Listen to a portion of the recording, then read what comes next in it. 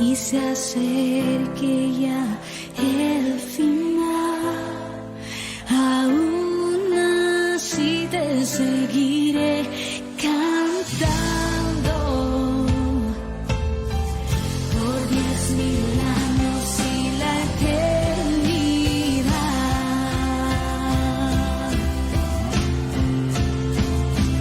Que todo lo que soy bendiga al Señor, su nombre santo es.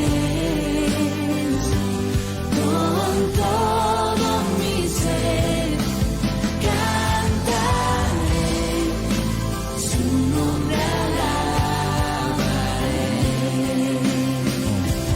Que todo lo que soy bendiga al Señor, su nombre santo es.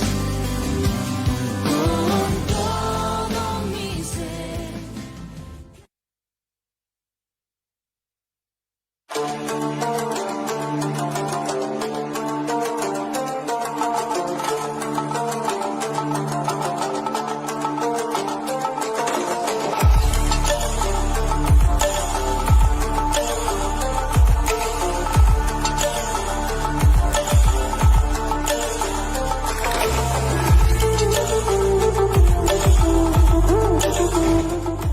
Radio El Mensajero 107.1 frecuencia modulada, www.radioelmensajero.cl, Facebook Radio El Mensajero. Tiene el agrado presentarles a ustedes Conversando con la Comunidad, programa conducido por Daniel Flores y sus invitados. Sigamos juntos y disfrutemos de este programa.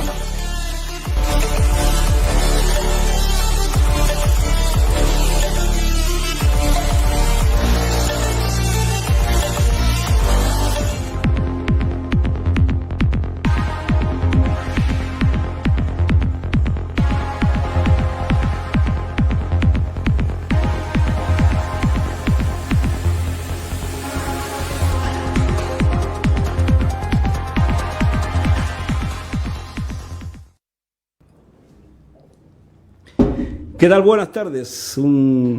Es muy agradable poder estar en nuestro programa, nuevamente conversando con la comunidad, en el 107.1 frecuencia modulada. Aquí estamos, ya está la imagen. Estaba medio preocupado por la imagen, director. Saludarle a Juan Lago, nuestro querido director de la radio, en donde la imagen y todos los controles están directamente relacionados con él. Y también contarle a usted de los programas que han estado semana a semana. Hoy tenemos una invitada espectacular porque vamos a saber muchas cosas de lo que se refiere también postulante constituyente, y ella nos va a explicar un poquito con respecto a la Constitución y algunas situaciones que son importantes para la comunidad. Saludamos hoy a la señorita Brisa Galvez. ¿Cómo estás, Brisa Galvez? Un agrado de tenerte acá. Bien, muchas gracias por la invitación, por la oportunidad. Gracias. Bueno, vamos a ir directamente al grano para poder ir conociendo de alguna manera a Brisa, que ustedes también la conozcan, porque de verdad cuando uno va a un cargo de verdad político y también social, porque de verdad que uno no puede ser si no tiene en el corazón lo social, como todas las situaciones que estamos viviendo ahora, que se acerca muy rápido las elecciones, y ella va de constituyente. Me gustaría saber a qué te dedicas, de verdad.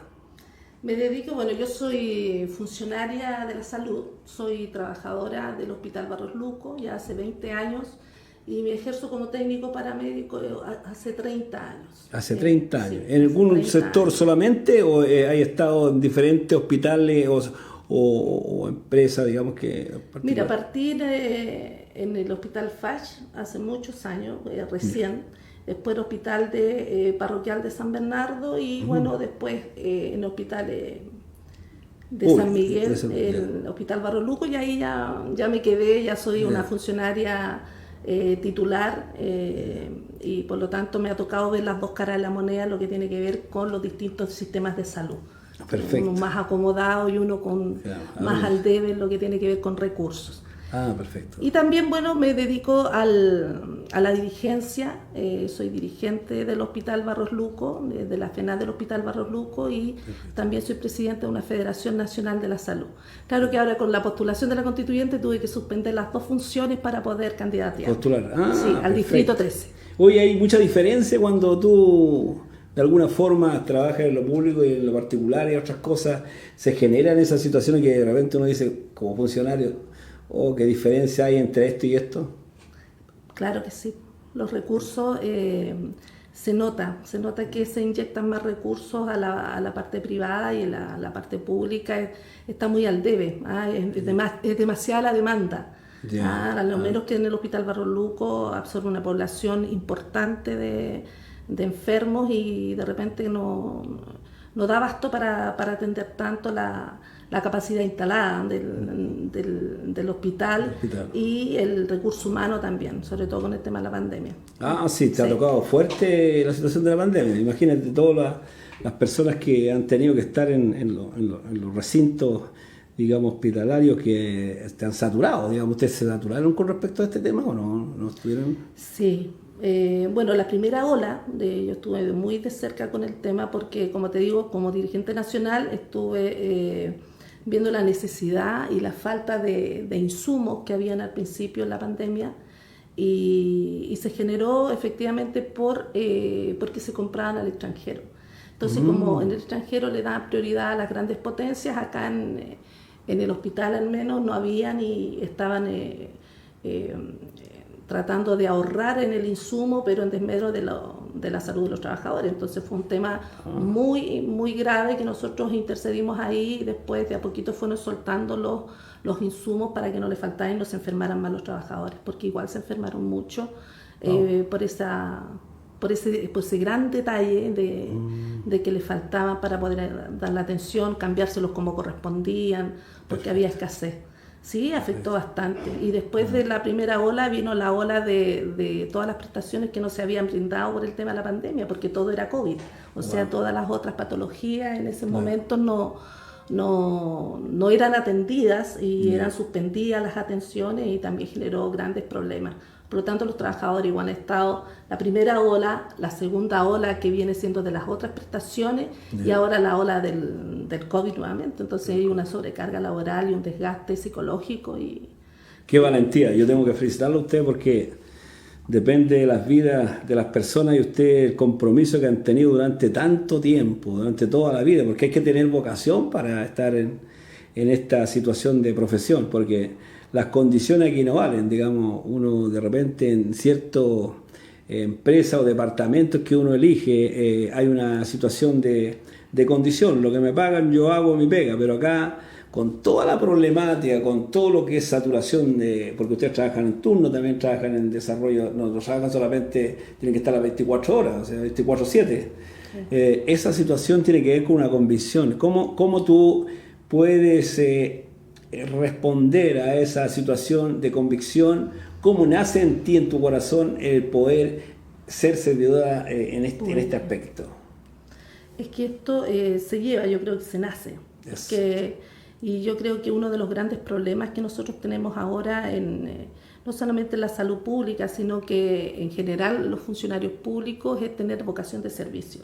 Exacto. Pensar que para trabajar en estas áreas, para trabajar en el Parlamento, para trabajar como en las radios, uno tiene que tener vocación de servicio, porque tú estás atendiendo a la comunidad. Y no tienes que pensar en ti, sino que tienes que pensar en todos, en el bien mayor.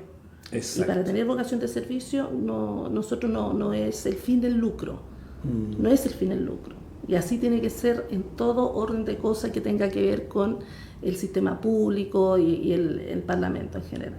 Muy bien.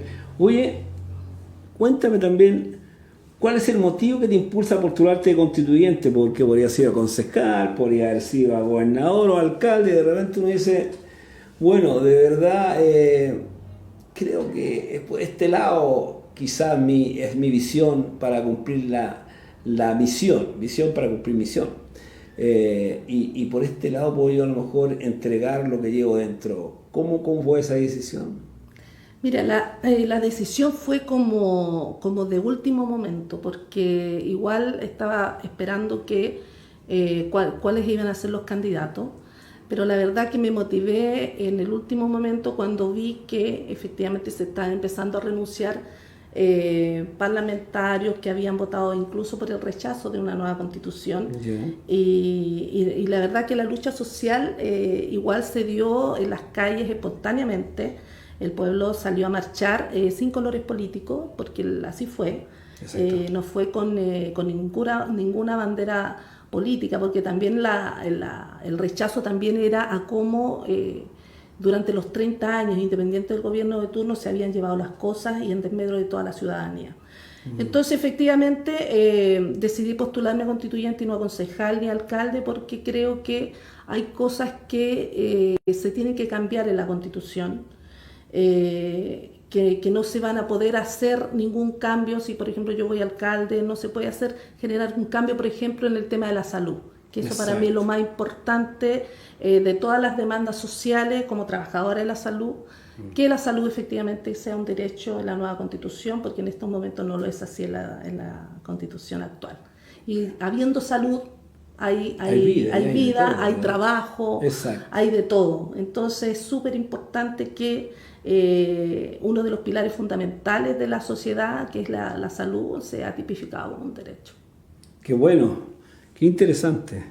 De verdad, porque de repente como la mirada de la comunidad es decir, bueno, yo me sano de esto, pero no miran lo otro, qué significa en forma macro, quizás generalizada, la importancia de la salud en Chile. Y nunca se ha tomado en cuenta, porque de repente son cosas pinceladas muy pequeñas de arreglo, digamos, tú tienes más claridad con respecto a los arreglos de salud, con respecto a los sueldos, con respecto al bienestar que tienen los operantes y la gente que ha estado en salud, y eso se conjuga en una situación súper puntual, cuando nosotros nos preocupamos que los profesionales estén en un detalle sumamente preocupado el gobierno, tendríamos una salud más eficiente, los elementos, los hospitales con mayor, con mayor estabilidad estructural, con elementos más avanzados. Y veo que de verdad no se toma en cuenta. ¿Cómo tú veis que el gobierno ha actuado en este minuto con respecto a esa incidencia? Porque ustedes como salud han tenido la vivencia exacta dentro de los hospitales. Mira, con la pandemia quedó de manifiesto que la salud pública se está cayendo a pedazos, en el sentido de que nunca se le ha dado mayor importancia, como bien dices, para inyectar mayores recursos a la salud pública, salud pública. Sí. Porque efectivamente, tú hablaste de los trabajadores en pandemia tuvieron que reconvertirse prácticamente y atender a todos los pacientes como COVID, y por lo tanto las camas que antes eran básicas, después pasaron a ser camas críticas y cambiaron, por ejemplo, un servicio que era de medicina, lo cambiaron a una UCI 2, a una UCI 3, pero sin las condiciones laborales para los trabajadores de la salud. Porque, por ejemplo, cuando yo atiendo a un paciente que es crítico, que es un paciente UCI, en el sistema público hay asignaciones, por ejemplo, asignación de urgencia, que viene con un descanso compensatorio de 10 días y un pequeño bono que les dan ahí por el tipo crítico. Pero sí, efectivamente, se cambiaron una UCI 1, UCI 2, pero no vienen con estas asignaciones, así que solamente es al papel. Y por lo tanto, la cantidad de pacientes que atendía cada funcionario era mayor a la de estos servicios críticos. Entonces igual hay una sobrecarga de trabajo, hay un desgaste adicional, hay un tema psicológico, porque también los trabajadores en un tiempo se enfermaron y se llevaron el virus a la casa. Y a mí particularmente me tocó como dirigente de la salud estar conteniendo a trabajadores que estaban sufriendo porque enfermaron a sus papás, enfermaron a sus mamás, y de repente no se murieron ellos, pero se murió su familia. Wow. Se murió su familia. Y así como también tuvimos trabajadores que estuvieron muy graves en la pandemia, y ahora bueno, hay que seguir con esto y tomando las barreras de protección, porque esto no se ha ido. Entonces yo creo que igual una pandemia, yo creo nadie la vivió, y se actuó efectivamente sobre la marcha. sobre la marcha y se han Perfecto. cometido muchos errores. Muchos errores, sí. Muchos errores y todavía se está cometiendo errores. O sea, con el tema de la educación ahora que partió el colegio y tenemos un gran índice de contagio, Claro, pero más. los niños tienen que ir al colegio, entonces... ¿Cómo compensamos no, las dos cosas? ¿No? Claro, no se compensa, no se entiende por qué ahora sí pueden ir al colegio y el año pasado no podían y de repente no habían tantos contagios como los que están dando ahora. Y ahora va a venir una nueva ola porque fue el verano y los contagios van a crecer. Entonces yo creo que no hay que bajar la guardia de ninguna manera en el tema de lo que tiene que ver con el COVID. Pero sí también eso va de la mano con lo que los niños también sienten del encierro. Porque Exacto. también hay un tema psicológico ahí Psicológico que está con pasando, respecto ¿no? con los niños, porque ellos quieren ir al colegio, pero si no están las condiciones dadas no se puede. Es un riesgo terrible. Es un riesgo. Incluso un colegio que una docente creo que presentó el COVID y tuvieron que cerrarlo. En otras partes, en íntegra, creo que han habido protestas incluso porque no estaban las condiciones necesarias Claro. para atender a los niños, no habían desinfectado, no tenían las cañerías, no tenían agua, no tenían nada, entonces por lo tanto también están en una protesta para poder que los niños no entren presencialmente. Y lo otro, lo virtual, lo tiene que costear cada uno. Y eso también no todos tienen los recursos necesarios como para tener un computador, algunos del celular, como sea, se están tratando de hacer las clases. Entonces yo creo que está complicado, yo creo que a lo mejor debiese haber... ¿Qué medidas tomarías tú con la experiencia que tienes? De verdad, está dentro de la misma situación. ¿Ha progresado la percepción y la resiliencia del gobierno con respecto al tema que usted tiene conocimiento y como sindicato, los sindicatos han tenido importancia para la opinión o hasta ahí que ellos siguen tomando decisiones que son erradas y no le toman la opinión a los que están dentro de la problemática?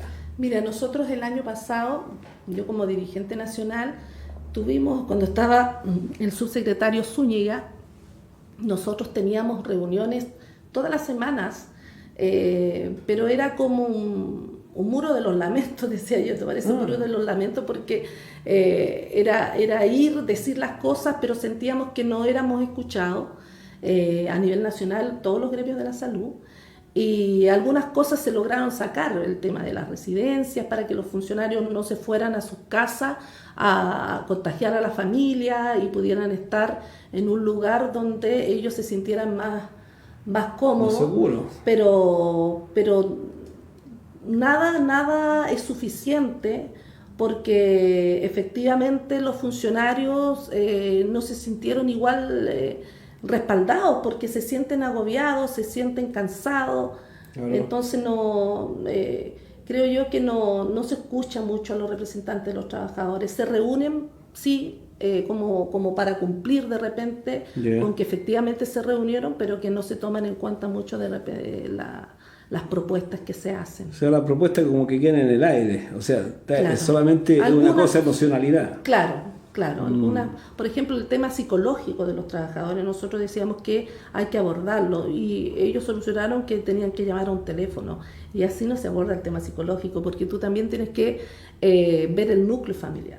Exacto. Porque no eres tú solamente, es la familia completa.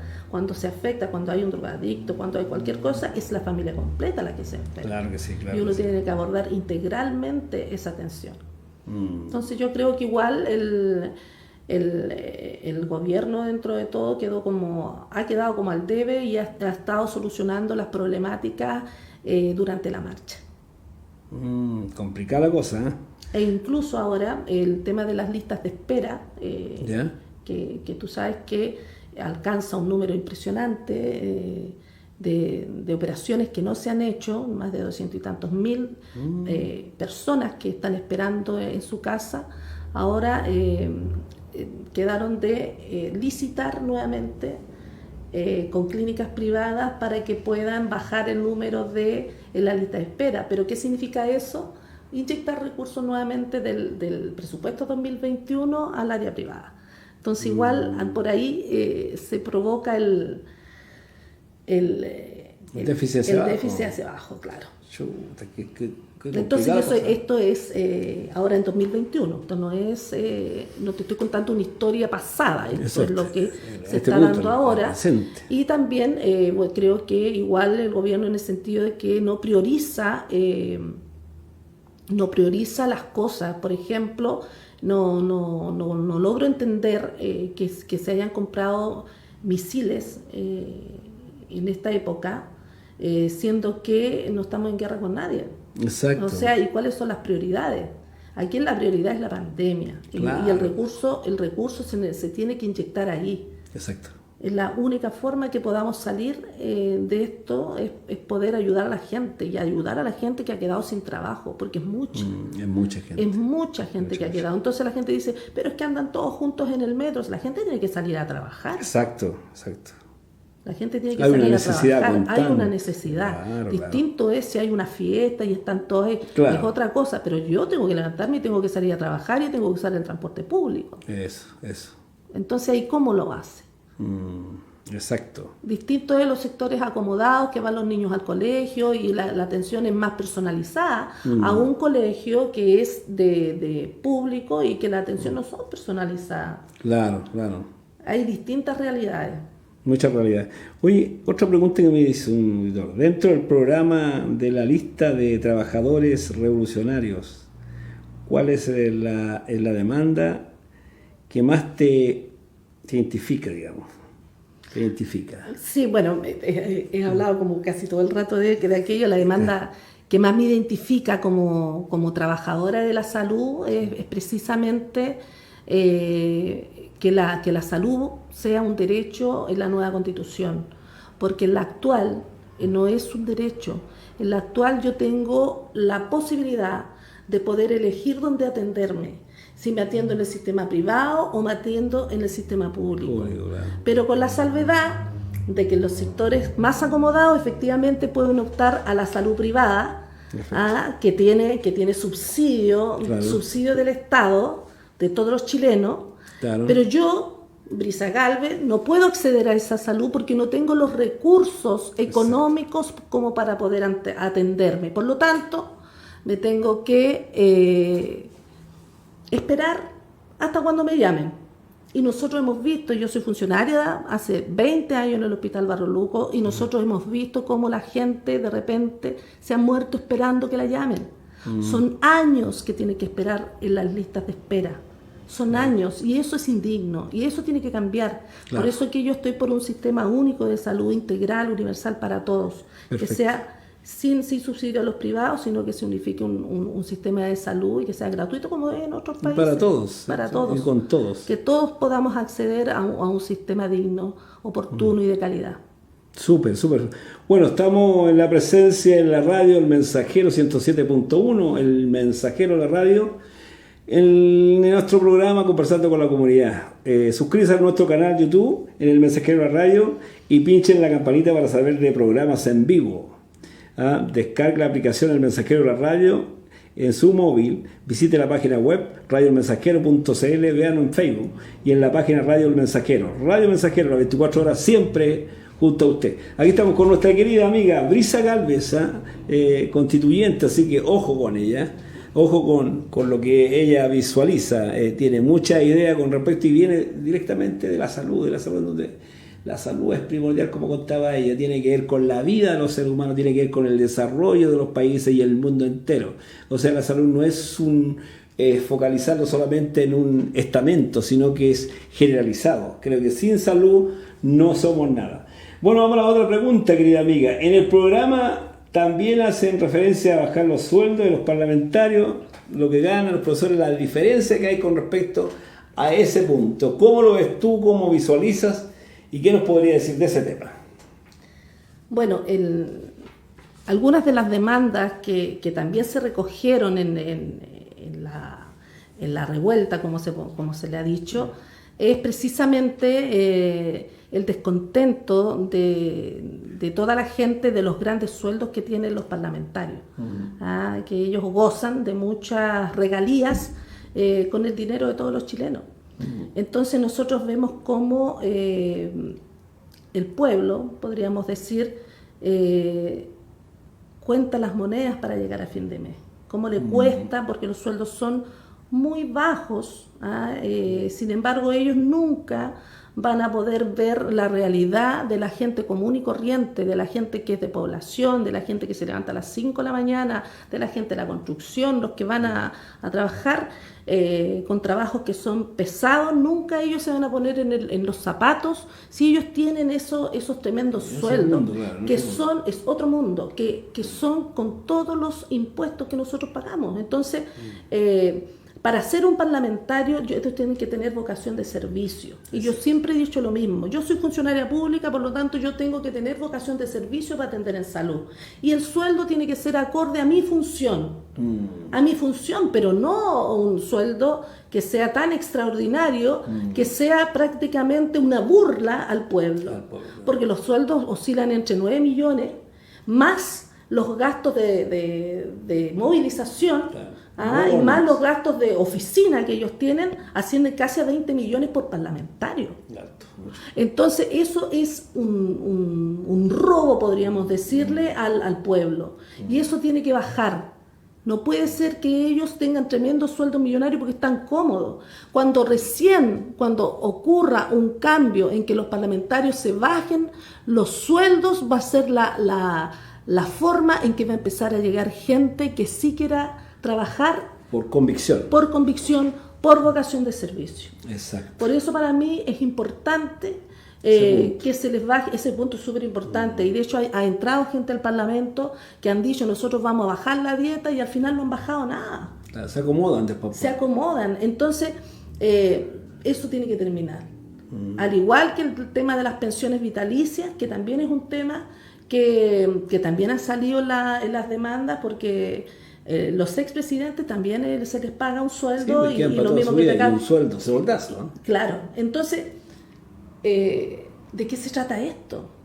O sea, aquí la alegría llegó para algunos, pero no para todos. Exacto. Y esto, yo te digo, no se trata de derecha e izquierda. Aquí se trata de los 30 años después del sí y el no, que ellos prometieron muchas cosas, y han pasado un gobierno, ha pasado otro gobierno, de las dos, de izquierda a derecha, y se han mantenido, no han tomado conciencia con la ciudadanía.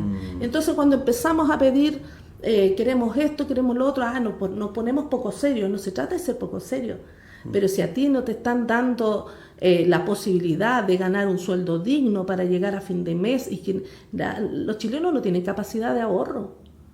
No hay capacidad de ahorro. Hay sí capacidad de endeudamiento. Claro, porque aquí ellos dicen, yo soy de clase media, pero tú le sacas las tarjetas y somos pobres. Exacto. Porque la gente compra hasta mercadería con tarjeta. Está lleno de deudas. Entonces eso tiene que terminar. Estamos insertos en un sistema capitalista que solamente ha favorecido a unos pocos, que son las grandes familias, los millonarios, que tampoco se les cobran impuestos. Exacto. Los impuestos que nosotros pagamos la clase media, que somos nosotros, impuestos de todo, claro, la pobreza y clase media, que pagamos todo. La diferencia está también, hay una falta de conciencia con respecto a los gobiernos que han pasado en diferentes periodos. Es básicamente no entender la miseria que tienen del pueblo.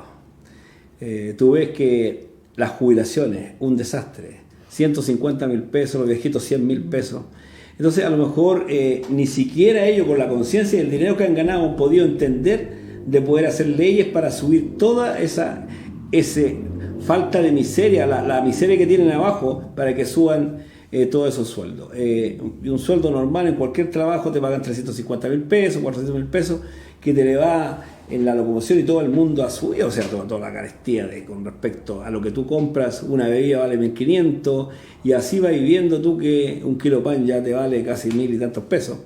Entonces eso siquiera debían haber tenido la conciencia para decir, bueno, el coste de la vida ha subido así, nosotros tenemos que ayudar para que esta gente de alguna manera tenga y tranquilamente su bienestar. Los adultos mayores, que es un tema muy importante para mí, veo que su dinero se gasta en remedio y no sé cómo pueden vivir el mes y cómo pueden comer. Hay una miseria muy grande. Así que estoy muy de acuerdo contigo con respecto a los sueldos de los parlamentarios.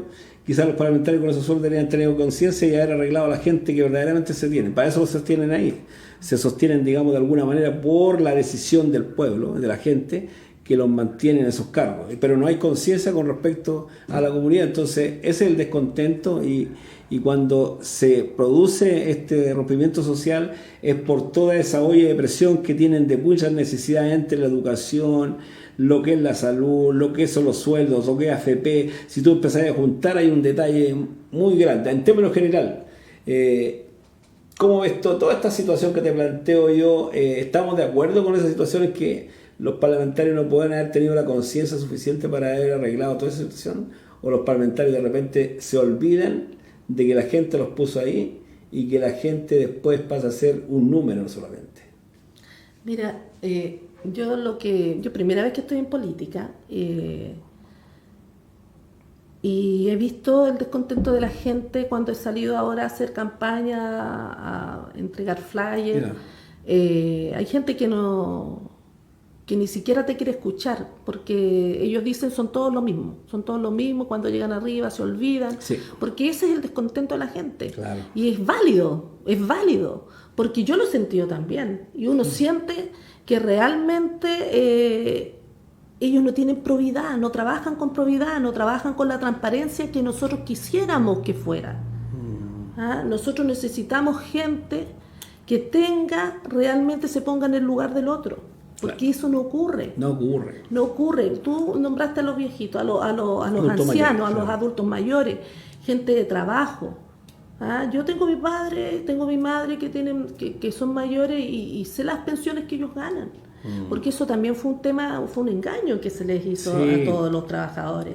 Nosotros que somos de salud, en el antiguo sistema, la gente se jubilaba con buenas pensiones, que era como un sistema de reparto, se jubilaba con buenas pensiones. Y yo te puedo decir que una persona con 35 años de servicio por el sistema antiguo y una por el sistema nuevo, más o menos la brecha oscila entre 500.000 pesos saca la del sistema antiguo como pensión, y la del sistema nuevo saca 130.000 pesos. O sea, y eso fue prácticamente que fueron inducidos a cambiarse del sistema antiguo al sistema actual. Hubo gente que no le creyó al hombre, porque, como dice, maldito el hombre que cree en el hombre, no le creyó al hombre, y ellos no se cambiaron, y ahora al menos tienen una mejor... un mejor pasar, porque tampoco no hablemos que 500.000 pesos es mucho, pero al menos te permite estar mejor que los que tienen que estar trabajando, estacionando autos. Uno los ve en las calles. A mí me da mucha pena realmente, porque todos vamos para allá, y ese sistema tiene que cambiar, porque es un sistema que está totalmente deslegitimizado, porque si dijeron ellos que en el año 2020 todos los que se jubilaran iban a ganar el 100% de lo que percibían estando trabajando, y eso fue una mentira. Eso fue una mentira, y en el corto andar nosotros hemos visto cómo la gente se pensiona con pensiones miserables. Pero es que te va a dar rentabilidad, oye, si esto es para las pensiones, porque no está cumpliendo el objetivo para lo que fue creado. ¿Te fijas? Entonces, por eso que este sistema de AFP tiene que cambiar. Tiene que cambiar, y incluso cuando esto se creó, a las Fuerzas Armadas y Carabineros de Chile no los cambiaron a la AFP. Y ellos tienen nuestra jubilación, ellos también. Entonces, ¿por qué al resto? ¿Para qué? Para favorecer a unos pocos que son los que están en la cúpula, que son nuevamente los dueños de la AFP, que se enriquecen a costa nuestra, a costa de nuestros dineros. Sin embargo, cuando hay pérdida, cuando usted pierde plata en su AFP, la asumimos nosotros. Entonces ahora la gente ha retirado su 10% porque dice, bueno, prefiero yo gastarme mi plata a que después tenga la pérdida y decir, pucha, perdí 2 millones, podría haberlo gastado yo. Y francamente ha sido una salida que nosotros no deberíamos haberla asumido como ciudadanos, porque la crisis económica tendría que haberla asumido el gobierno. Vamos un pase también ahí, mi querido director, que también no sé si hacer una pregunta o algo, pero vamos al pase con don Juan Lagos. Sí, hay una pregunta muy recurrente de los auditores que están viendo el Facebook, están escuchando la radio, y nos pregunta lo siguiente: ¿cuál es la opinión que tiene la candidata constituyente de que los salarios de los constituyentes vayan a ser 2.500.000 pesos? porque eso es lo que se dice que va a ganar cada constituyente. Entonces, ¿qué opina ella también de ese salario, si es justo o es excesivo? Bueno, son 50 UTM que efectivamente ascienden a 2,5 billones. Yo igual encuentro que es harto. Es un trabajo que se va a hacer en 9 meses y después 3 meses más prorrogable. Y creo que sí, yo al menos también encuentro que es excesivo. Pero esas cifras las ponen ellos. Claro.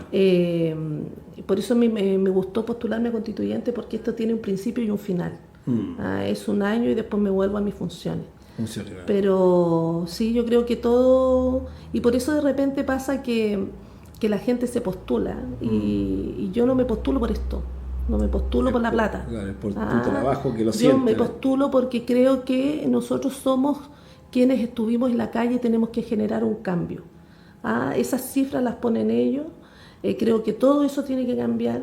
Tiene que haber vocación de servicio para trabajar. Creo que a los parlamentarios y todo tienen que bajarle el sueldo. Y bueno, y la constituyente, yo no voy por la plata. Claro. Yo con mi sueldo vivo, yo vivo con poco. Perfecto. Estoy acostumbrada, pero soy buena para administrar. Ya, ¿alguna otra pregunta? Sí, aquí hay otra pregunta, pregunta? De las que estoy seleccionando, porque Perfecto. hay otras que tendría que contestarla ahí en forma personal o que la llamaran. ¿Ya? Perfecto. ¿Cuál es el punto crucial que tiene la candidata constituyente que le preocupa de la modificación de la Constitución?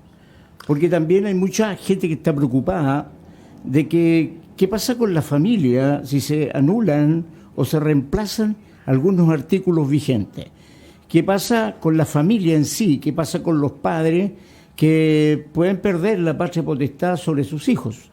Entonces también hay una preocupación generalizada si la postura de la candidata constituyente es pro familia o no. Esa es una de las preguntas que están haciendo los auditores y los que están viendo el Facebook de Radio El Mensajero. Bueno, todos pertenecemos a una familia, porque yo tengo mi familia. Yo nunca he sido negada a la familia. Yo creo que tiene que ser primordial. Claro. Para tener un ordenamiento y distintos tipos de familia, pero distintas por temas de separaciones de repente que ocurren, pero efectivamente siempre lo ideal es que sean hogares constituidos y todo. Perfecto. ¿Hay alguna otra? Después. Ya. Seguimos con el programa en nuestra radio El Mensajero 107.1 frecuencia modulada, en el programa de siempre, con ustedes los días miércoles, conversando con la comunidad. Tenemos nuestra invitada aquí, Abrisa, que ha hecho, digamos, alguna exposición con respecto a esta situación de constituyente. Vamos a seguir con las preguntas. En cuanto a la educación, ¿cuál es tu opinión con respecto a la educación? Que tenemos ahora un tema pero importantísimo, porque la educación es el desarrollo también del país y del mundo. O sea, si nosotros los paramos en eso, tendríamos muchos problemas con respecto a la competitividad, porque es un mundo mercado globalizado.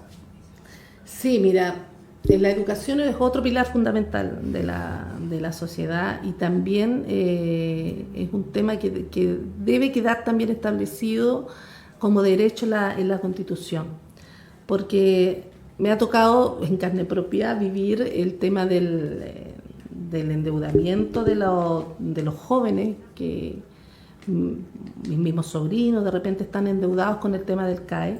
Creo que la educación debe ser gratis, tanto la educación como la salud debe ser gratis.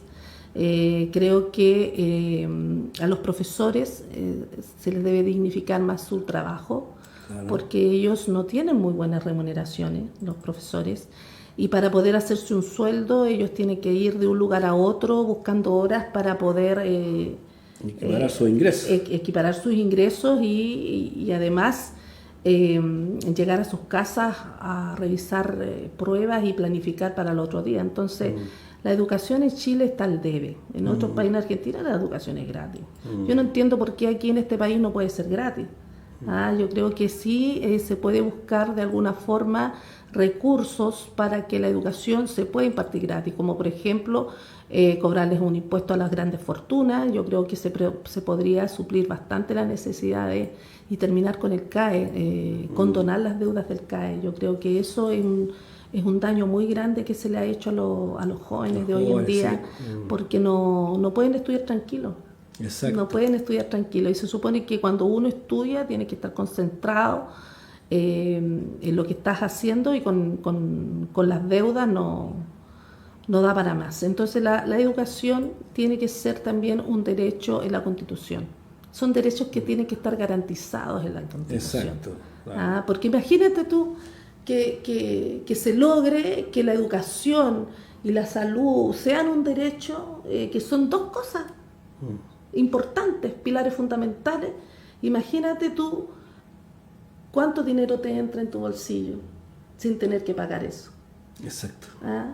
Y la formación que vamos a tener profesionales, que la educación y el crecimiento del país, porque vamos a tener profesionales, o sea, claro. ¿Y por qué tenemos que estar dando una PSU, una prueba para poder entrar a la universidad? ¿Por qué no puede ser que se pase de la enseñanza media directamente a la universidad? Eso es lo que nosotros queremos, que se pase directamente. Y efectivamente no pasa, hacen esas pruebas porque los sectores más acomodados tienen otro tipo de educación, y por lo tanto también en la educación hay desigualdad. Hay desigualdad, pero también se puede optar a ese sistema que sea de continuidad en la educación, y si no hay igualdad en los contenidos, se tendrá que nivelar a esos para que sigan estudiando, pero darle la oportunidad al pueblo, darle la oportunidad a la gente de poder acceder a una educación de calidad y poder optar a un título. Pero ¿qué pasa? ¿Qué pasa en el hoy?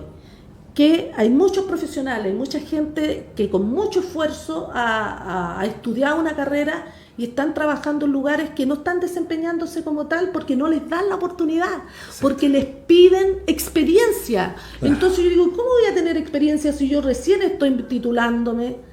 ¿Cómo yo voy a tener experiencia si la experiencia se da con el tiempo, pero no les dan las oportunidades? Entonces es importante, sin embargo, una persona que es acomodado, de que es hijo de un empresario, inmediatamente es gerente. La persona que es de estos sectores estudia, se saca la mugre y estudia, a lo mejor es mejor que el otro, pero por el hecho de no tener mayores recursos, de repente no lo aceptan en las empresas, o simplemente tiene que trabajar en otra cosa. Pero eso tiene que terminar, tiene que haber mayor oportunidad para la gente que se esfuerza.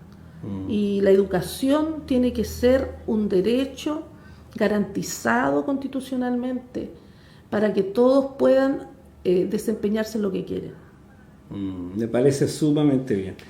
Yo creo que dentro de la educación siempre estamos pensando de las limitancias, dentro del desarrollo del mundo y de la complejidad que existe con respecto a los valores que la universidad pone, porque esto con el mismo gobierno capitalista, un gobierno capitalista que ha generado la división y ha generado también de poder tener una élite de gente que esté en la cúspide, porque si tú verificas siempre los educacionales, digamos, en las partes están los nombres específicos que existen siempre, y ellos pueden ir a Estados Unidos a hacer su doctorado, pero el niño de población le cuesta un mundo hacerlo por el dinero.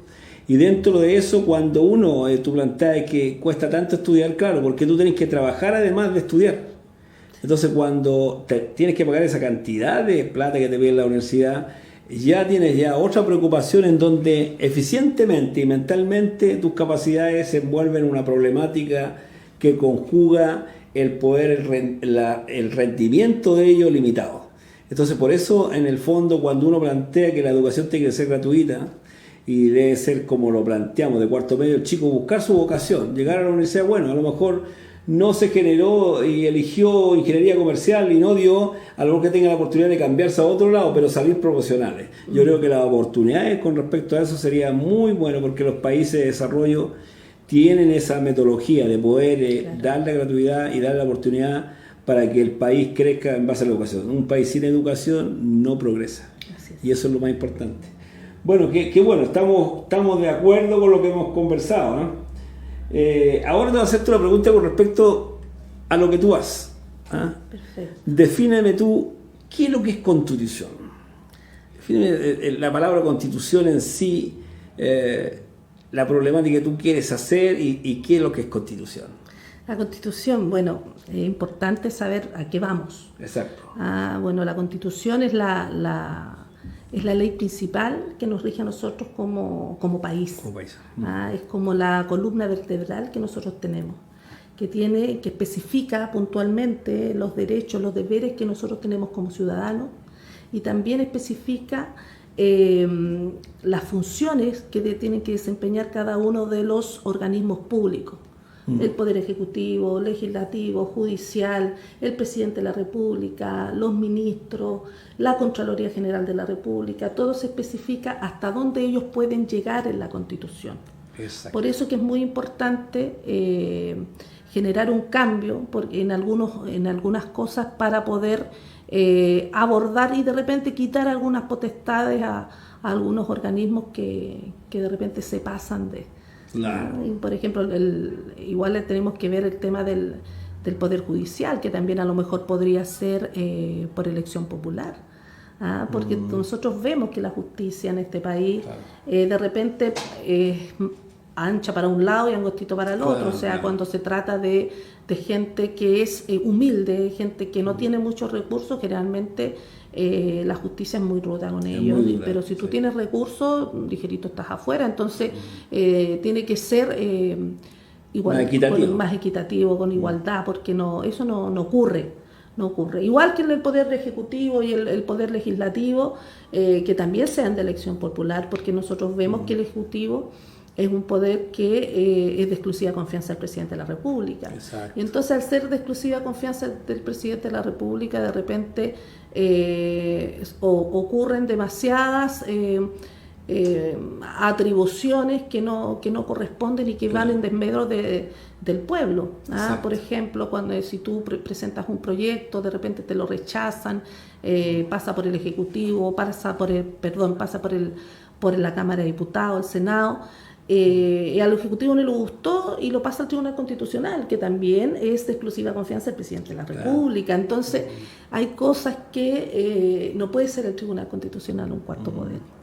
Hay cosas que en la Constitución hay que mirarlas, hay que dar la discusión. Yo no soy de prometer cosas, no me gusta, porque uno no puede prometer lo que uno no sabe que va a ocurrir ahí. Exacto. Porque yo no voy a estar sola, no voy a estar sola en ese momento, voy a defines tú la tener que decisión. dar la discusión ahí con las otras posturas que van a haber, y esperemos llegar al mejor consenso para poder sacar algo en beneficio de todos los chilenos. De todos los ciudadanos, me parece sumamente bien. En cuanto al tema de las pensiones, te voy a hacer la consulta, que es tan terrible ver las pensiones de los adultos que estábamos hablando anteriormente. ¿Cómo ves este tema tú y cómo podrías plantear alguna idea con respecto a ese tema de las pensiones? Bueno, delante como que hablamos bastante ya el tema, pero efectivamente las AFP ya... Para ti no debieran no, seguir funcionando. Porque no están cumpliendo con su función. Perfecto. Y están al debe con los trabajadores. Claro. Están al debe. Las pensiones son miserables. Claro. Nadie vive con 150.000 pesos. Y para poder llegar a fin de mes tiene que estar haciendo otras actividades después de ancianos ya. Claro. Yo lo digo por experiencia propia, porque mi papá es jubilado y siempre ha trabajado. Claro. Después de jubilado, y van a morir trabajando. Entonces se supone que tú te jubilas. Y la palabra jubilación es de júbilo, de alegría. Yo estoy alegre porque me jubilé, tengo 40 años de servicio, puedo ahora voy a disfrutar descansar. mis pocos años que me quedan. Justamente, pero eso no ocurre aquí. Es lo que se ve en Estados Unidos, andan en yates, los viejitos ya de cierta edad, ellos pudieron lograr y ellos sus paseos en el mundo, pero aquí el paseo a la plaza y volver a tomarse los remedios y quedar sin un peso. Es lo que pasa en Chile y en Latinoamérica, digamos. en Latinoamérica. Y lo que pasa es que este sistema lo pintan tan bonito en el extranjero, e inclusive cuando llegó José Piñera, que fue el que armó el tema, que fue el hermano del actual presidente, él dijo que había que echarle más benzina al auto. Pero si los sueldos son bajos, a ti te echan benzina. Tú vas a echarle la benzina dependiendo de lo que tú ganes, la adquisitiva que tú tengas. Claro. Y en cierto modo tú hablaste delante de los sueldos de los trabajadores de la salud, que todavía nosotros estamos con una escala única de sueldos del año 73. 73. Del año 73, que no ha habido modificación y que por lo tanto el sueldo base que el trabajador público, el trabajador de la salud gana, está por debajo del sueldo mínimo. Y de ese sueldo base se saca la base de cálculo para para todo. Las pensiones, hay asignaciones, no te lo voy a negar, hay asignaciones que aquí que allá, pero depende cuándo llegaste, si te dan esta asignación o no, o ahora mismo con el tema de la pandemia en las camas críticas no le están dando las asignaciones por atender pacientes críticos a los trabajadores. Entonces, hay cosas que hay que modificar. Hay que cambiar. Hay que cambiar. Llegó el momento. Y se propone un sistema de reparto solidario, que lo ha propuesto también el movimiento Noma FP y todo, y nosotros lo vemos en las Fuerzas Armadas y Carabineros, que ellos sí tienen un sistema de reparto y por eso ellos sacan buenas pensiones. Entonces, ¿por qué a ellos los dejaron ahí, a nosotros nos perjudicaron? Porque ahí no era el objetivo dar mejores pensiones, sino que rentar con el dinero ajeno. Exacto. Porque ahí ganan los que son dueños de la AFP y nosotros, cuando se pierde, lo perdimos nosotros. O sea, ahí nosotros somos los dueños y ahí nos traspasan las pérdidas a nosotros. Sí, esa es la problema. Entonces, eso ya no se cumple el objetivo, no se cumplió el objetivo y por lo tanto eso tiene que cambiar. Exacto. ¿Hay otra pregunta de la comunidad? Hay varias, la verdad que hay varias, pero... Ya estamos casi... sí, estamos terminando, así que una solamente y bien, dijimos, directa. Pregúntame acá, ¿qué sistema electoral prefiere usted? ¿El sistema presidencial o semipresidencial y por qué? Es una pregunta que están haciendo un auditor. El presidencialismo es lo que nosotros tenemos. Sería muy bueno que fuera semipresidencial, porque no se le otorgarían todas las potestades al presidente de la República. De hecho, ahora, por ejemplo, yo lo comentaba, en la Constitución, el presidente de la República tiene la potestad de ordenar a las Fuerzas Armadas y a Carabineros de Chile lo que ellos quieran. Cuando el pueblo sale a protestar a las calles, le protesta al gobierno de turno. Por lo tanto, es juez y parte. Claro. Entonces, hay cosas que tienen que cambiar en la Constitución. Ya, entonces haciendo un resumen por lo que me están diciendo acá algunos auditores, voy a tener que resumir más o menos cuál es el pensamiento casi generalizado, ¿ya? De que lo que se habla de Constitución es la voluntad soberana del pueblo que manda, prohíbe y permite, eso dice el Código Civil. Por lo tanto, eso recae responsablemente en el presidente de la República, que es elegido por la mayoría. Por lo tanto, es el que representa a la mayoría que lo sacó. Entonces, dicen que el sistema presidencial que tiene Chile democráticamente está comparado con otros que no han dado resultados, pero que este, no siendo el mejor, no es malo. Porque el otro sistema, el semipresidencial, tiene un olor a izquierda, pero increíble, donde algunas facciones del pueblo, que a veces no han tenido representación en voto, quieren asumir alguna responsabilidad de dirección. Entonces, yo siempre he dicho, este es un pensamiento personal, yo siempre he dicho que la Constitución es algo bastante serio, donde las personas que van a postular a modificar la Constitución tienen que tener muchas cosas presentes, no tan solo cosas personales. Está bien que usted representa a un grupo de trabajadores y el pensamiento no es solamente ir a ese grupo de trabajadores, sino que es en forma global. Tenemos gente que está cesante, tenemos personas que ganan un sueldo ínfimo. Tenemos un problema que acá se nombra, no se hizo la pregunta, de que muchas personas que viven en esta nación están siendo postergados en trabajos, en atenciones de médico, de salud, por personas externas. Entonces hay un descontento bastante grande que está creciendo entre el pueblo, entre las personas, y que quieren de una u otra forma que si se va a cambiar la Constitución se respete el derecho al nacionalismo. O sea, yo soy chileno, el Estado me debe proteger,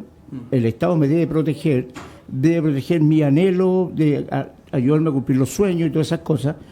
Y después, digamos, de que el pueblo chileno, la gente que tiene necesidad sea suplida, empezar a darle prioridades a los que vienen después. Entonces, hay un asunto que está súper complicado, y yo lo veo, de por qué el cambiar la Constitución. ¿De dónde nació eso? Nació una idea que a lo mejor hace tiempo se estuvo amasando, pero nació en octubre.